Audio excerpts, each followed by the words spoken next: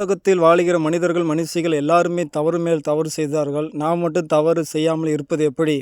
ஆமென். அந்த மனிதன் எனக்கு விரோதமாக எத்தனையோ காரியத்தை செய்கிறான். ஆமென். அவன் 1 செஞ்சா நான் 2 செய்வேன் என்று சொல்லி பதிலுக்கு பதில் இன்றைக்கு என்ன செய்தாங்கன்னா, ஆமென், அக்கிரமங்கள், அநியாயங்களை செய்து கொண்டிருக்கிற மனிதர்கள் அநேகராக இருக்கிறாங்க.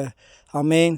துன்மார்க்கனுக்கு அநேக வேதனை உண்டு, கர்த்தரை நம்பி இருக்கிறவனையோ கிருபை சூழ்ந்து கொள்ளும் என்று சொல்லி பரிசுத்த வேதாகமத்தில் சொல்லப்பட்டிருக்கு. அருமையான சகோதர சகோதரிகளே, துன்மார்க்கமான காரியங்களை செய்கிற அத்தனை பேருக்கும் வேதனை இருக்கும். ஆமென்.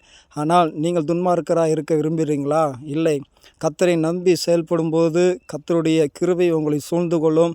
அது உங்களை வழிநடத்தும். அதுதான் உங்களை சவிக்கப்படுத்தும். அதுதான் உங்களை ஆரோக்கியப்படுத்தும். ஆமென்.